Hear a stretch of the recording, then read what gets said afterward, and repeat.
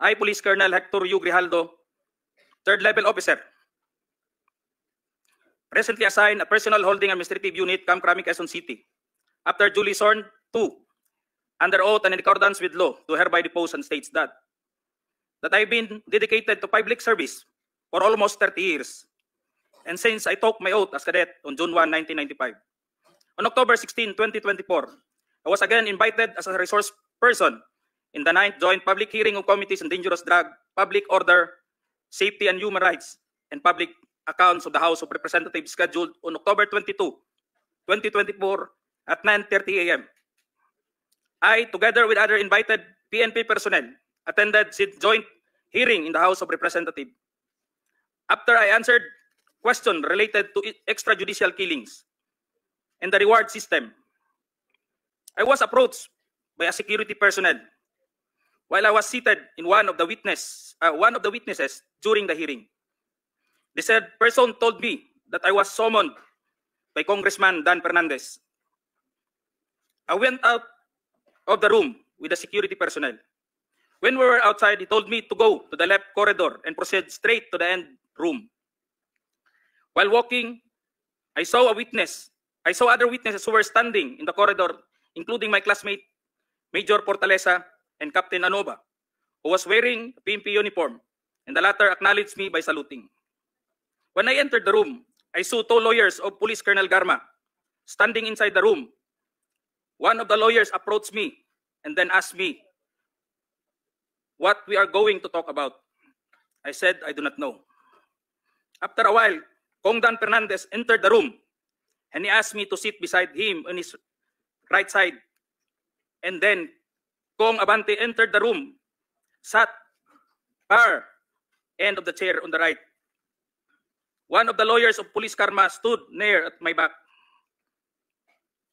Kong Dan Fernandez put the paper he was holding on the table and told me, ito ang sasabihin mong statement na ito. While pointing on the paragraph on the paper, ito ang supplemental affidavit ni Colonel Garma. Sabihin mo, alam mo ang reward system. I-confirm mo lang.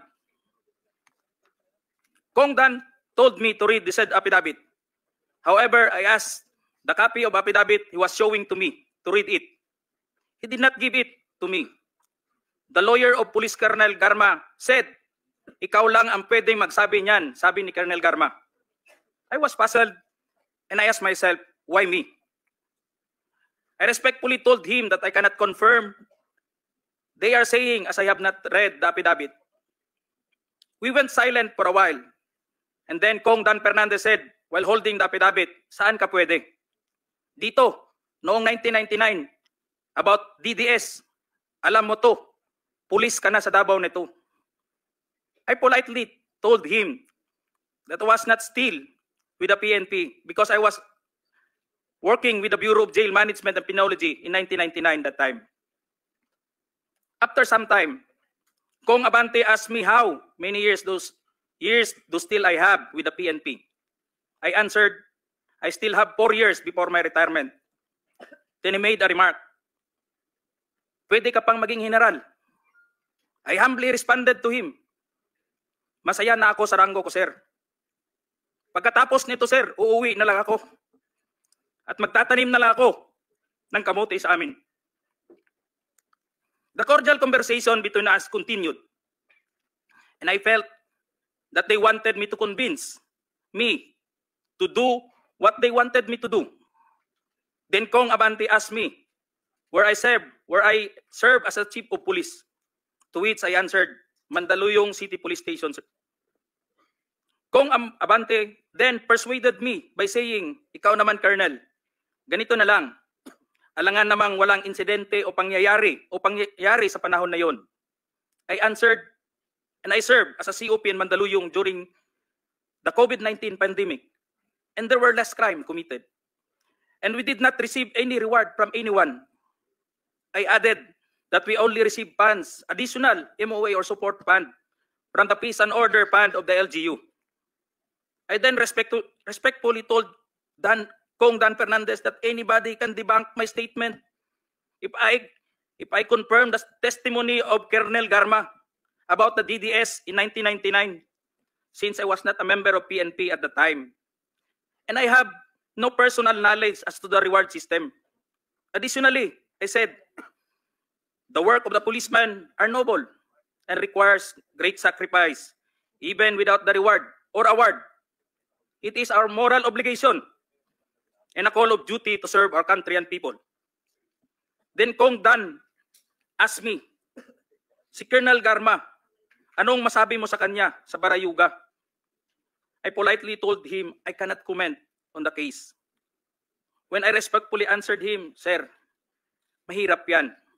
Kasama kami sa nag-iimbestiga at hindi ko alam kung anong kinalaman niya at may investigasyon din sa amin, baka ma-incriminate ako, sir.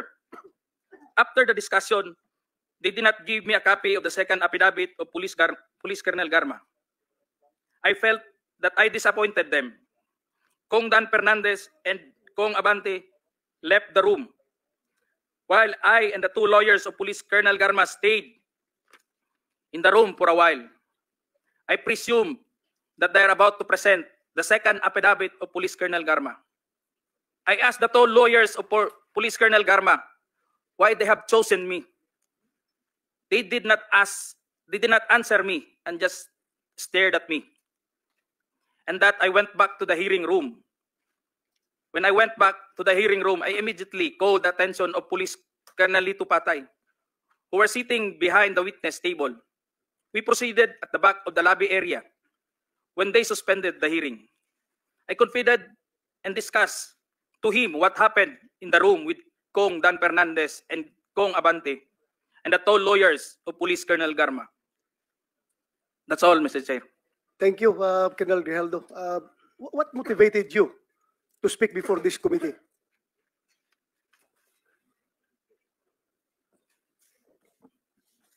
The time, Your Honor, I was insulted, and it is very offensive, and I think it is inappropriate for anyone to act like that. Meaning, you feel that you are being coached to make that statement? Yes, Your Honor. I feel I be corrupted to make that statement, Your Honor. Just because at the time, habang nag-uusap-usap, habang nagkakaroon ng deliberation doon sa hearing, Your Honor, hindi ko alam kung may present nila si Colonel Garma at that time, Your Honor, na mag-ano nung second supplemental, ay yung supplemental affidavit niya. So do you feel harassed? Did you feel harassed? It's an harassment and very offensive, Your Honor, and uncalled for anybody. At that time, I was wearing my uniform. You're wearing your As uniform police officer. and you are being told to lie. Parang Am I correct? gusto nilang magsisinungaling po ako, Your Honor. So, Colonel Grijaldo, I would like to thank you for your courage. I'm sure maraming police kayo nanonood, and if you have observed, mabuti na nagsalita ka, dahil if you have observed, the way they are treating policemen in the Quadcom, it's very hard. I feel them. I feel them. Because naging police din ako. Kapag sasabihan ka lang, answer yes or no. You can only answer yes or no. You're not allowed to explain yourself. So, para bang you are being deprived. You are being deprived of your right to explain yourself. Kaya lalong-lalo na kapag ikaw itinuturuan na itong sasabihin mo, itong paragraph sasabihin mo, o dito, pwede ka ba dito? So, that's very inappropriate and it's very irregular for a lawmaker making an investigation in aid of legislation to make that kind of approach to a resource person na parang pinipilit na itong sabihin mo, iko-coach ka, ito, pwede ka ba dito? Parang lumalabas na meron talaga silang preconceived na goal na kung anong dapat lang ma-hit dito, kaya ginaguide yung magiging statement mo. Am I correct? Yes, Your Honor. So ngayon, Mr. Chairman, kung nakikinig yun ang Philippine National Police, lalong-lalo na yung liderato ng Philippine National Police, I don't know what's his reaction with the statement of Grijaldo, because Colonel Grijaldo is just, I congratulate him for being so courageous enough to speak up for the truth. in behalf of all the policemen na parang winawalang hiya sa mga tao na dapat hindi magwalang hiya sa inyo.